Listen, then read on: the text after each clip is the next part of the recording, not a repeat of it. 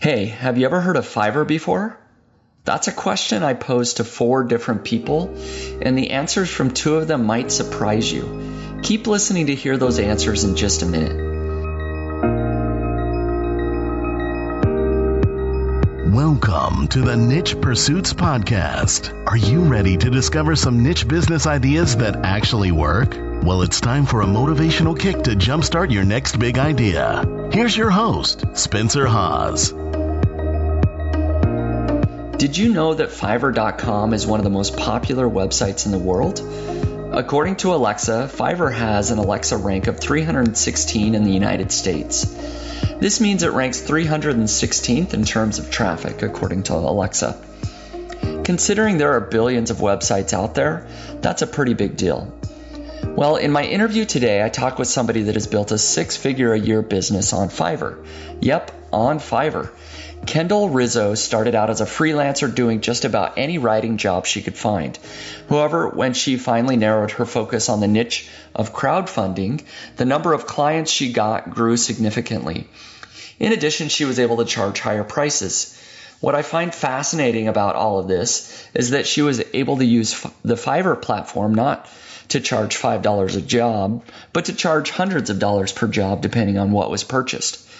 During this interview, you will hear Kendell discuss how she got started as a waitress, moved to freelancing, and now has a thriving consulting business. She will share exactly how she got to where she is today by using Fiverr and other techniques. If you want to learn more about Kendell, you can do so at kendellrizzo.com, and that's spelled KendellRizzo.com, kendellrizzo.com. Kendell has also offered a free downloadable worksheet to help with your crowdfunding campaign. You can download it at nichepursuits.com/crowdfund. Again, that's nichepursuits.com/crowdfund. Now, before I jump into the interview, I thought it might be interesting to know if people outside the digital marketing community had heard of Fiverr before. I think sometimes we get stuck inside our little bubble and assume that of course people know what we are talking about when it comes to building websites. And of course everyone knows what Fiverr is. So I asked 4 people that question. First, I asked Jake and Jason. Both are my full-time employees. Now, I didn't tell them this, but if they didn't know what Fiverr was, I was going to fire them. No pressure, guys. Hey, Jake, do you know what Fiverr is? Yes. Okay, well, what is it? It's a marketplace where you can get all kinds of random services for $5 or more. Okay, so or more. So what's the highest price you've ever seen charged on Fiverr? Actually, hundreds of dollars. I saw it this morning for explainer videos. So I guess it gets pretty high up there. Awesome. Yeah, very cool. Sounds like you know your Fiverr stuff. You're good. Okay, Jake passed with flying colors, but what about Jason? Hey, Jason, do you know what Fiverr is? I do. It's an online marketplace where you can go to hire people to do specific tasks for $5 and up. I have used it myself frequently over the last several years. All right. So do you remember what the highest price is you've ever seen charged on Fiverr? I've seen some higher prices depending on the service. I've seen upwards of a couple $100. I think myself, the most I've ever paid for a service was around $75. Yeah. All right. Well, you are a Fiverr expert. Thanks a lot. You bet. Okay, no surprise there either. These guys work on the internet every day. But what about more normal people? I thought it would be interesting to hear the perspective of someone that doesn't work online each day. And boy, I was not disappointed. I asked the most normal people I know, my parents. And please know that both of these discussions were recorded separately. My mom and dad didn't know the answer that the other one gave. All right. So, hey, do you know what Fiverr is? Fiverr? Fiverr, correct. Well, fiber can be fiber in the food you eat. Well, no. Let me spell that. It's Fiverr, like the number 5 with an extra R. Fiverr. Fiverr. I have no idea. You don't know what Fiverr is. What if I said Fiverr.com? Fiverr.com, I have no idea. It brings to mind a person's hand with 5 fingers, but I have no idea what it is. That would be a pretty normal hand then, wouldn't it? Yeah. Okay, so my dad had no clue what I was talking about, but maybe my mom would know. So, hey, do you know what Fiverr is?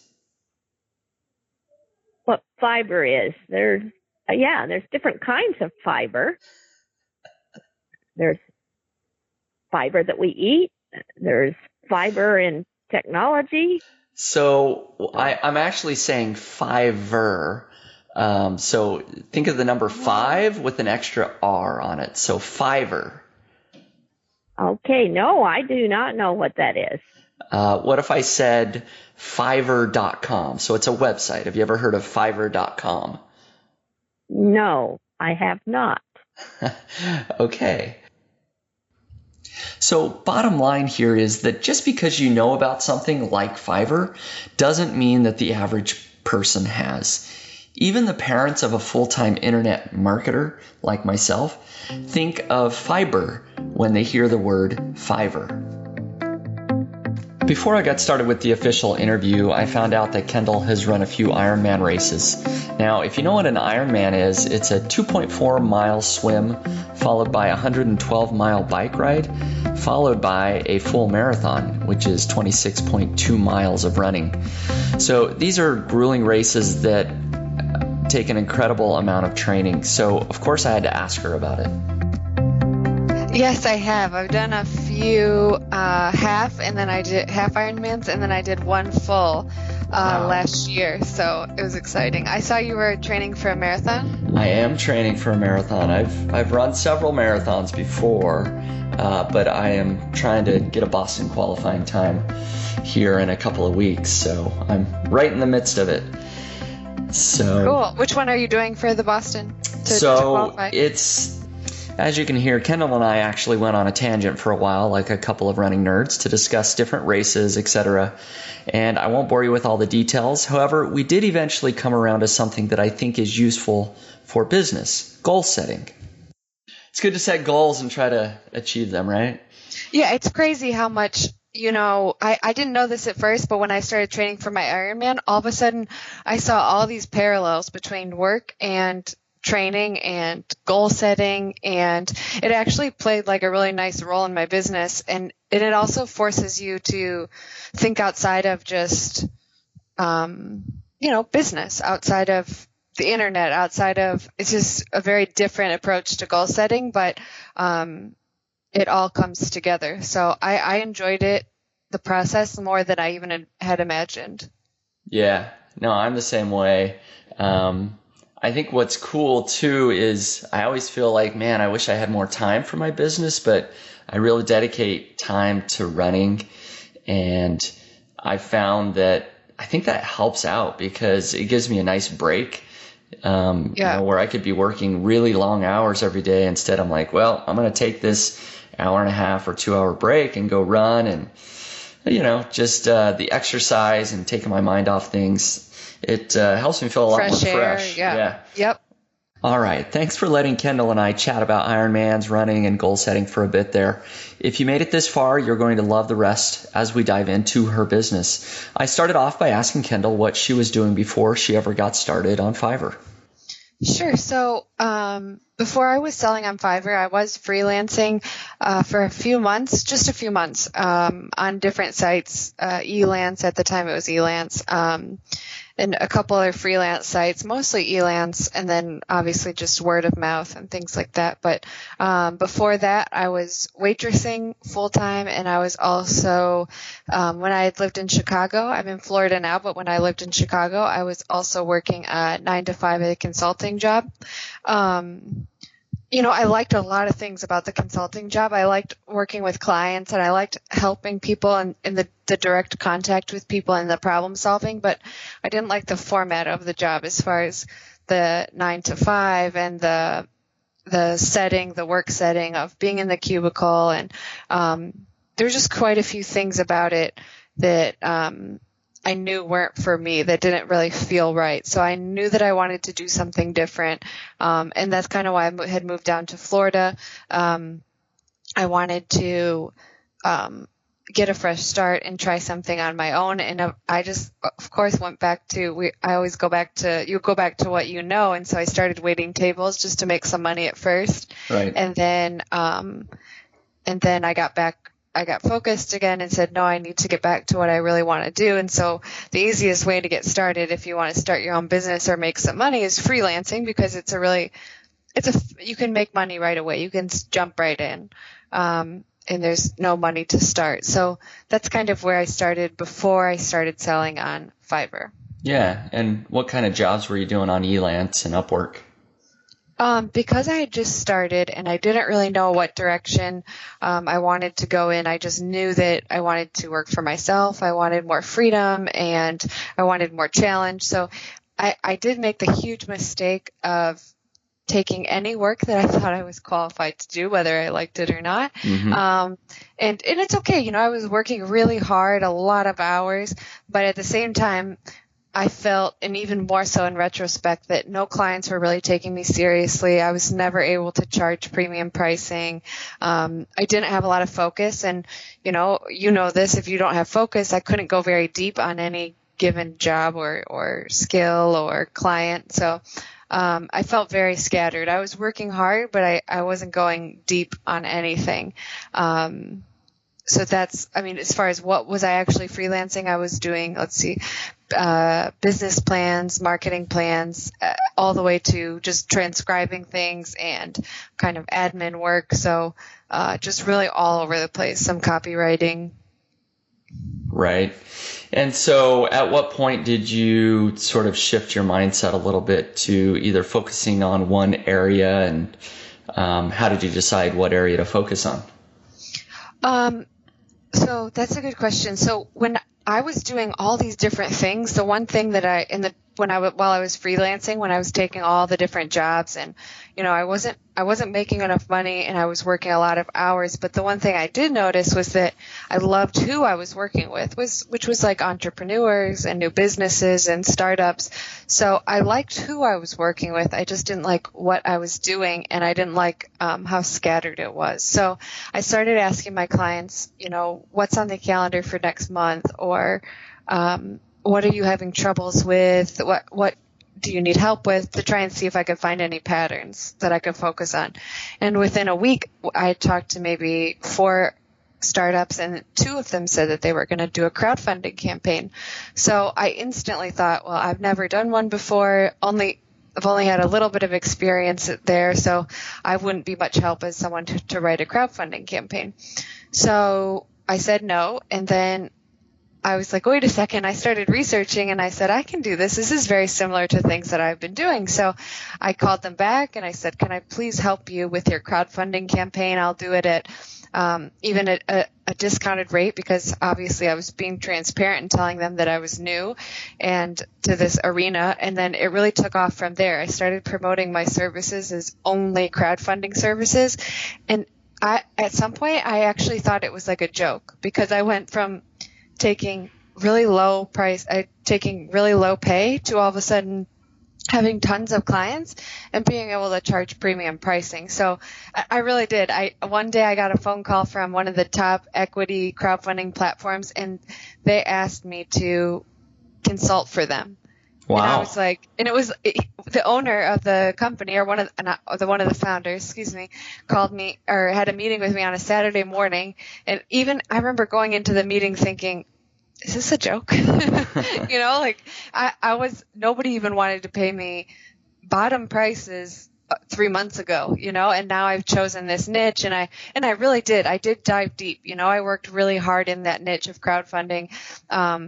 I did tons and tons of research. It was just 24/7. I was learning new things and getting new clients. But to have that phone call 3 months in, I was really surprised, and it wasn't a joke at all. I ended up getting a job consulting with them, and the niche has really taken off ever since. And in the beginning, I might have even thought it was like a little bit of luck, or I just lucky streak in the beginning, but it wasn't. It was when you choose your niche like that and you understand the people you're working with, it's just incredible the change that it creates in your business. Yeah, so you really moved from being kind of a generalist to taking any job to becoming a specialist, focusing on one really focused area and commanding higher prices. I just wanted to emphasize this point that has been huge for Kendell's business. By actually narrowing her focus on just the crowdfunding niche, she was able to significantly grow the numbers of clients she had and was able to charge more. Finding the right niche is just so critical. I then asked Kendell about how well her business is doing right now. Sure. So when I was freelancing, like as you say, like a generalist, which is a really good way to put it, I was barely, paying my bills, right? So I was paying my rent and I was feeding myself and my dog, and that was about it, So just the least amount of money I could possibly making to get by. Right. But then again, when you divide that up by 60 hours a week, it's pretty low wage. So now then I've chosen my niche. I charge $1,000 and up per client. And also it doesn't take me that long to work on each client's project because I've done so many of them. It's easier for me to see the right path for each client in a shorter amount of time. So when you charge $1,000 a client, it just as let's just say a starting price. And then that maybe used to take me a week, and now it just takes me a couple of hours to work through what they need to do and how they need to go about it. And then I've been working on Fiverr. I've always used Fiverr part-time as a way to just promote my services and see what works. And I was on Fiverr for a little over a year, between a year and a half. And I broke through 100,000 in sales. Well, it was 125,000 in sales. And then so I worked on Fiverr part-time. So yeah, it was a good income, just by making that little change. I mean, I would say probably 10 times what I was making as a generalist. Yeah. Wow. Awesome. So you've mentioned Fiverr, of course, a little bit, and we're going to dive into that more here. But how much of your business right now comes from Fiverr versus your own website and other sources? It's always changing. And of course, as I try and grow my outside sales, the Fiverr becomes a smaller piece of it. But maybe right now I would say the split is maybe 50-50 about.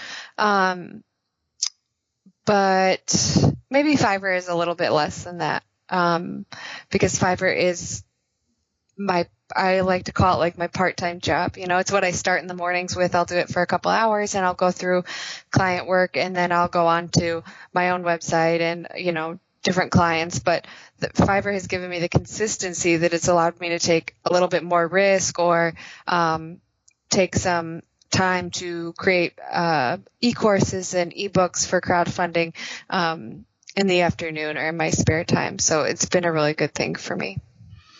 Yeah, and maybe we should explain to people, because I was in the same boat. When I think Fiverr, I think $5 jobs.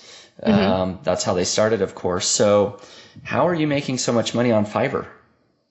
Yeah, and I didn't know this about Fiverr either until I got started. So when I first started on Fiverr, I knew that it was only $5 a order, but I also knew that the customers come to you. And I was wasting a lot of time bidding on jobs and going back and forth and negotiating prices, and just a lot of back and forth that you have to do with clients. And then I wasn't able to spend time working on the actual deliverables. So when I started on Fiverr, I was saving a ton of time, but I was obviously just charging $5 an order, so you can only make so much that way. But I was making the orders smaller so that people had to order a few of them to get what they needed. But that $5 limit is only for your first 10 orders.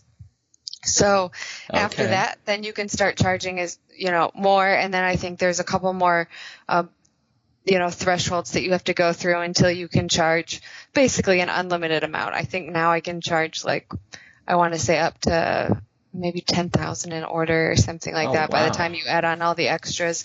So most of my packages are between $250 and $1,000 a piece. And then, so yeah, it's just this $5 is like your trial run. Mm-hmm. And you can still find a lot of people that sell for $5 on the site. But it's definitely not your only option if you're a buyer or a seller. Right. Yeah, to be honest, I'm a Fiverr newbie. I've never sold anything on Fiverr. I have bought a couple of things.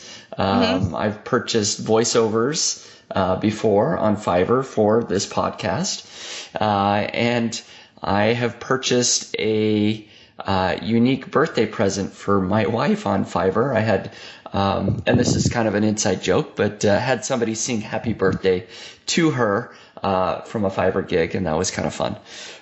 So that's you can get all sorts of stuff on Fiverr. Oh, yeah. I mean, I haven't looked around the site in a long time because obviously I just kind of log in and do my own work. Mm-hmm. But some of the times I will see things pop up, and it's so funny the stuff that you can get done there. It's like someone called it the other day like an Amazon version of services. Yeah, it is. Yeah, you can. If anybody wants to waste their time, they can go look at Fiverr. Yeah. And there's some just really off the wall things that are offered for $5. Some are hilarious for sure. But here's the bigger question. Why Fiverr? Like, why did that even come across your radar as this is a place I should offer my crowdfunding services? Sure. That's a good question. So there was two reasons that Fiverr really appealed to me. And the first one was that, like I said, I was wasting so much time with clients going back and forth from different platforms. With Fiverr, everything is in one place, even the correspondence. So you can speak to all your clients in one spot. So this really appealed to me, that the amount of time that I could save if I sold on a platform where everything was nice and organized in one place and there's set prices. And also I was realizing when the employer was setting the boundaries for a project, let me see if I can come up with an example. So you have children, right? Yep, I do. So if you wanted me to teach your kids, I bike. So let's say you wanted me to teach your kids how to bike, and you hired me and you told me exactly what was the best way to teach your kids how to bike. This would be frustrating for me maybe because I want to use my methods because I know that they work. And right. At the end of the day, I want your kids to learn how to bike. It was the same thing when I was working on other platforms. I would be hired, but I couldn't always provide the results because the employer was kind of delegating how he or she thought that I would get to the end point. Right. So I thought that I was finding these ways of getting results on crowdfunding, but I couldn't really execute them because I wasn't in control of what I was delivering. So that's another reason that Fiverr appealed to me, was because now I was able to say, this is how I teach biking, in our example. And if you want to hire me, I can get your son or daughter to bike in a week using my methods. And then you just hire me on a set price, and then I provide the results. And it's the same thing with Fiverr. So it's the boundaries of the project are set by the seller. So I was able to all of a sudden start providing results for my clients because I was in control of what was being sold. So this was another reason I really liked Fiverr. And the final reason was that I noticed that people that were crowdfunding also not only did they need someone to write the campaign, but they needed a video, they needed graphics done, they needed maybe a logo. So they were very active on the site. So it just seemed natural that they could also find a crowdfunding writer, a crowdfunding, I do some crowdfunding marketing campaigns and material. So It would just seem natural that I would be a good fit on the site because they're there anyway looking for services. Yeah, absolutely. And I mean, Fiverr is a huge site, so there's a lot of traffic there. And being able to offer a service that people are already looking for makes a lot of sense. So what sort of strategies have you used to perform well on Fiverr specifically? So I think the strategies have to be split in two because I think in the beginning when you're selling at $5, you're going to be using a different strategy than when, you're you've made it to the top level seller, which doesn't take long. I think I was a top level seller within about a month and a half. I remember being kind of surprised when I got it, thinking, oh, this was really, it wasn't too difficult. If you're providing value and you're attentive to your clients, they don't make it difficult on you to get to that top level. So strategies. So they would be split into two parts. So the beginning, when you're just selling for $5, or even 10 or 15 or 20, I think your strategy has to be to stand out. So I don't mean being like wild and crazy like some of the sellers are, which right. is that's their thing, period. But in the beginning, no matter what you're doing, get very specific on your niche, and then also get very serious about standing out, because it is a crowded market, but it doesn't have to be. If you choose your niche and then you also make a deliverable or a promise to the client that they really can't turn down, you can get clients in no time. For example, when I first started, I said all my deliveries will come within 24 hours. I said that I would, instead of writing one press release, I would write them 2 different press releases so they could have 2 different kinds to send out. Instead of writing just one email for an email marketing campaign, I said I would write 3. Obviously this isn't a super profitable long-term solution, but in the beginning, you're just trying to get some positive reviews and get some experience. And, you still have those things in your portfolio. You still have that experience. So you might not make top dollar off of doing this, but it'll definitely fast track you. Mm-hmm. I think it only took me a few days to get through my first 10 orders. Nice. So just like any job where you have like an internship, or they might, any job that's worth, or place that's worth being, there's going to be a barrier to entry. So this is how I got through it in the beginning. And I had great client reviews in the beginning, so my sales grew really fast. So that was my strategy for the beginning. And then my strategy for growth long term, or once you get up to those 100, 200, 300 plus orders, was to package things. So instead of just selling 50 words for a crowdfunding campaign or 100 words, I would sell a crowdfunding campaign with headers and graphics and maybe a short ebook to how to execute. So when someone works with me, they can get an entire package instead of just getting this one piece of the puzzle. I try and give them as much as I can in creating these packages at every level. So that's kind of my strategy for long-term growth. Yeah, that makes a lot of sense. So being able to take a look at who your competitors are and making sure you're offering something maybe a little bit different or a little bit better so that you stand out makes a lot of sense. And then, like you said, the different packages, giving some sort of bonuses or just providing value so that they feel like they're really getting what they pay for there plus some. What about traffic? How does that work on Fiverr? Do you have to do a lot of work to rank well? Is there like a Fiverr SEO? How does that go? So if there is, I don't know about it because I haven't done anything, to be honest with you. I think that if you choose a niche that's your own and you also provide value, I don't think there's much more you can do on the platform. I mean, I have so many people coming to asking questions and ordering every single day that I've never had to go out and look for more traffic. So I don't know if they have certain SEO. I mean, obviously I think they have algorithms but this is based on how fast you reply to messages, how fast you deliver your orders, making sure that your orders aren't late. So that's more on your delivery and your availability than, maybe like words that are included in your copy or anything like that. Okay. No, that's good to know. So you haven't had to do a lot of outside work really to make your listings visible. I haven't done any marketing so far. Yeah. So I guess it does come back to choosing the right niche that we talked about a little bit, where you went from, focusing on a lot of different things to now just crowdfunding. And so I guess that is important to highlight once again that, if you can just narrow your focus and sort of be the dominant player, if you will, in one small area. You can be the big fish in this small pond. That sounds like that's made quite a bit of the difference right there. Yeah, and I was shocked at how many people would ask me to do other things for them. Like, as soon as I said that I was a crowdfunding expert, people would come and say, "Oh, can you write my website copy?" And I would say, "I don't write website copy." And they were like, "Yeah, but we want a professional," So it's just like, as soon as you choose one niche, people believe that people start seeing you as a professional. So yeah, it's, and I think a lot of people are scared, like, well, I don't want to say that I just do this because then I'm going to miss out on this, But it definitely does not have to be like that at all. Yeah.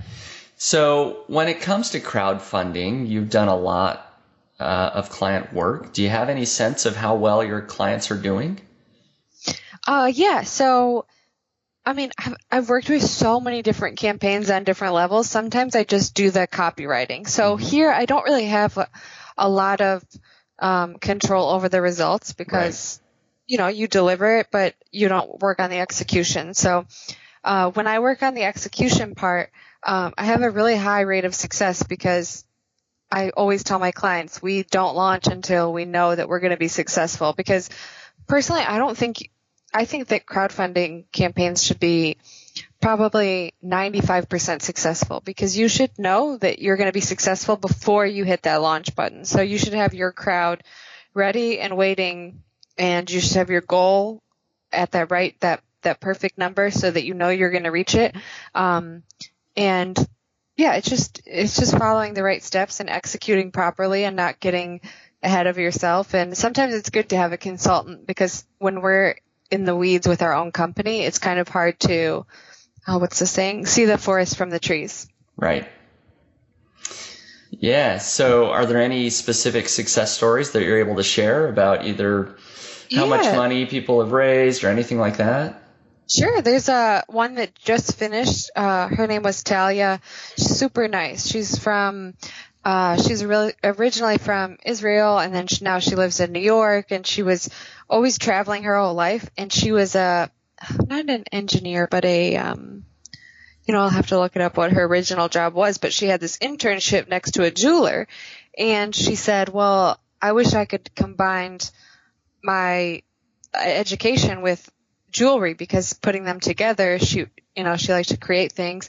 So she made this jewelry where you can put any map from anywhere in the world, you put it in the computer and you highlight the area you want, and she makes it into a necklace or a ring or cool. a brooch or all this different kinds of jewelry. So she called me, or actually her husband called me a week or a day before she was about to launch.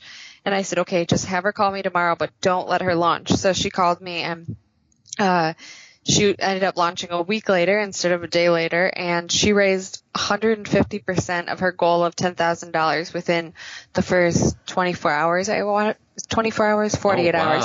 Awesome. And yeah, and then she closed out at, I think, 150,000, and her goal was 9,000. That is awesome. Yeah. So there's so much power in like getting your list ready, getting everyone ready that, before you launch. At this point, I decided to ask Kendell for an example of the types of things she would do on a crowdfunding campaign. I asked her what she would do if I had created a new pair of headphones for runners and I had a few thousand people on an email list.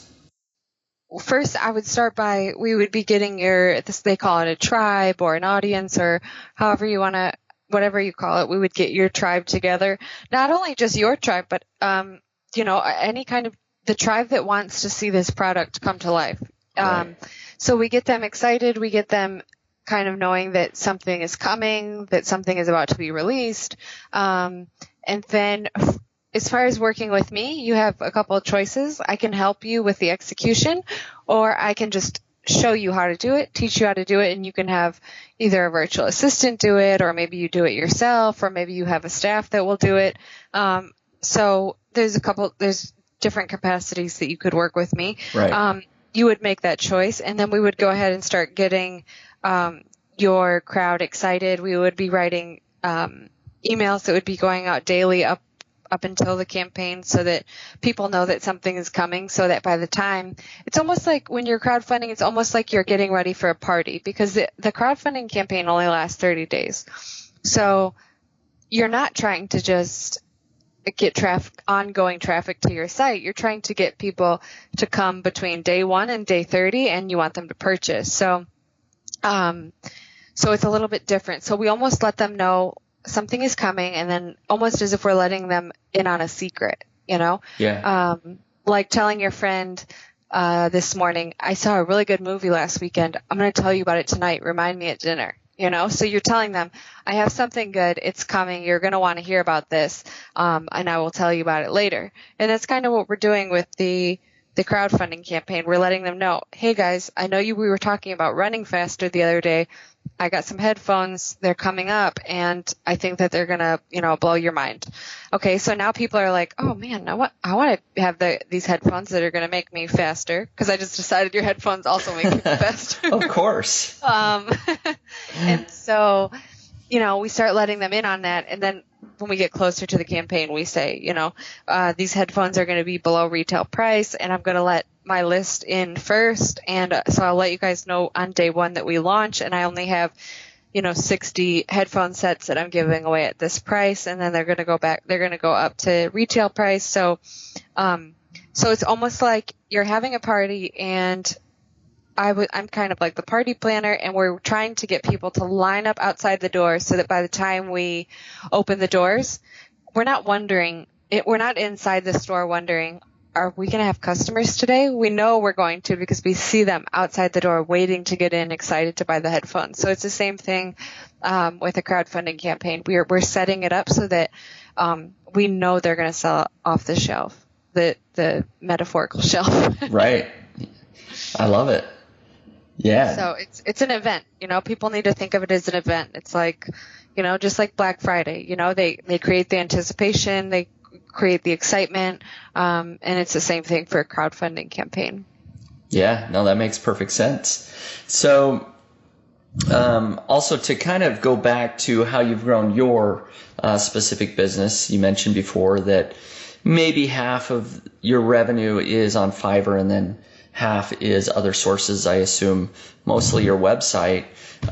What have you done to grow your own website outside of Fiverr?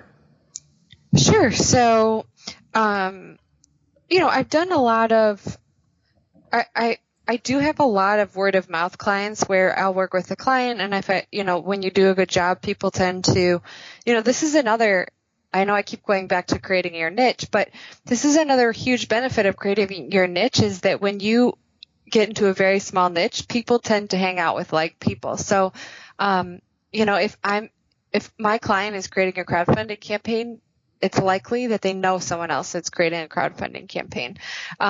So anyways, anytime, whether it's word of mouth or an article that's getting published, I do a lot of guest posting so that I can help people learn about crowdfunding, or help their audiences learn about crowdfunding. And anytime I send them back to my website where they can get kind of a 7-day free course on crowdfunding. And this is really just meant to give them the basics on crowdfunding and how to decide if they're a good fit for it, get through those beginning stages, and then see if they're ready to go on and implement more strategies. And that's when they could work with me one-on-one. Or I also have some e-courses that are really cool for building your list. Basically, if I see a customer struggling or a client struggling and I see it happening repeatedly, I'll try and create something, whether it's free or a paid service, that will address that. So I have a crowdfunding workbook, and then I also have a list building course for crowdfunding. Yeah, very good. So you shared a lot of really good tips here. Is there anything that maybe I missed? Any strategies either for growing your business on Fiverr or picking your niche, or just any other general business strategies that maybe we didn't talk about that you'd like to mention? The only other thing I was going to say about choosing your niche, which we just kind of started to talk about, which is if you have a really strong niche, meaning not strong in the market, but just strong, what you do and who you do it for, make sure to, I don't like the word interview because it sounds like you're, sitting down and asking them formal questions, but make sure to, I guess, be curious with your clients and always ask them, especially in one-on-one situations. One-on-one is so much better because that's when you get intimate answers, right? When you're sitting alone with someone, when you're talking alone with someone, that's when people really start to open up. So when you get those clients, make sure to ask them questions. What are they struggling with? What are their real goals? Why are they doing what they're doing? And this is kind of where I get a lot of my ideas. This is where I get a lot of, my copy. Sometimes when you've been doing something for a long time, how do you write copy? How do you sit down and write about something you know so well? And it's supposed to speak to someone who doesn't know about it at all. So I get a lot of my copy from the words of my clients.